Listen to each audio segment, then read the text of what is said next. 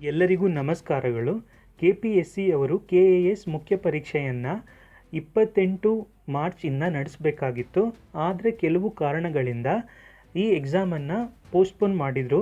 ಹಾಗೆಯೇ ಮುಂದಿನ ದಿನಗಳಲ್ಲಿ ನಾವು KAS ಮುಖ್ಯ ಪರೀಕ್ಷೆಯ ದಿನಾಂಕವನ್ನು ಪ್ರಕಟಣೆ ಮಾಡ್ತೀವಿ ಅಂತ ಹೇಳಿದರು. ಇವತ್ತು ಅವರು KAS ಮುಖ್ಯ ಪರೀಕ್ಷೆಯ ದಿನಾಂಕವನ್ನು ಪ್ರಕಟಣೆ ಮಾಡಿದ್ದಾರೆ. ಈ ಮುಖ್ಯ ಪರೀಕ್ಷೆಯು ಯಾವಾಗಿಂದ ನಡೆಯುತ್ತೆ ಅಂದರೆ ಮೇ ತಿಂಗಳ 3, 5, 7 ಮತ್ತು 9ನೇ ತಾರೀಕು ಈ 4 ದಿನಗಳ ಕಾಲ ನಡೆಯುತ್ತೆ. ಆದರೆ ಅವರು ಯಾವ ಸಬ್ಜೆಕ್ಟ್ಗಳು ಯಾವಾಗ ನಡೆಯುತ್ತೆ ಇದ್ರ ಬಗ್ಗೆ ಇನ್ನೂ ಸ್ಪಷ್ಟವಾದ ಮಾಹಿತಿಯನ್ನು ಕೊಟ್ಟಿಲ್ಲ. ಮುಂದಿನ ದಿನಗಳಲ್ಲಿ ಕೊಡ್ತೀವಿ ಅಂತ ಹೇಳಿದ್ದಾರೆ. ನಿಮ್ಮೆಲ್ಲರಿಗೂ ಗೊತ್ತಿರುವ ಹಾಗೆ ಮುಖ್ಯ ಪರೀಕ್ಷೆಯಲ್ಲಿ ಒಟ್ಟು 7 ಸಬ್ಜೆಕ್ಟ್ಗಳಿದೆ. ಈ 7 ಸಬ್ಜೆಕ್ಟ್ಗಳನ್ನು ಮೊದಲನೇ ದಿನ ಎಸ್ಸೆ 1 ಬೆಳಗಿನ ಜಾವದಲ್ಲಿ ಮಾಡ್ತಾರೆ.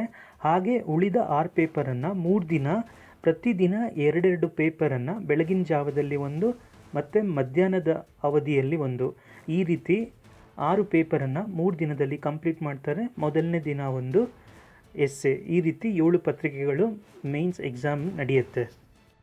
ಈ ಹಿಂದೆ ಬಿಟ್ಟಿದ್ದ ಟೈಮ್ ಟೇಬಲಲ್ಲಿ 4 ದಿನಗಳ ಕಾಲ ಕಂಟಿನ್ಯೂ ಆಗಿ ಎಕ್ಸಾಮ್ ಇತ್ತು. ಆದರೆ ಇವಾಗ ಬಿಟ್ಟಿರೋ ಟೈಮ್ ಟೇಬಲ್ ಪ್ರಕಾರ ಮಧ್ಯದಲ್ಲಿ 1 ದಿನಗಳ ಕಾಲ ಗ್ಯಾಪ್ ಇದೆ. ಇವತ್ತು ಎಕ್ಸಾಮ್ ನಡೆದ್ರೆ ನಾಳೆ ರಜಾ ಇರುತ್ತೆ, ಮತ್ತು ನಾಡಿದ್ದು ಎಕ್ಸಾಮ್, ಮತ್ತು ಗ್ಯಾಪ್, ಈ ರೀತಿ ಡೇಟನ್ನು ಕೊಟ್ಟಿದ್ದಾರೆ. KPSC ಎಕ್ಸಾಮ್ನ ಎಲ್ಲ ಮಾಹಿತಿಗಾಗಿ ಈ ಚಾನಲನ್ನು ಸಬ್ಸ್ಕ್ರೈಬ್ ಮಾಡಿ.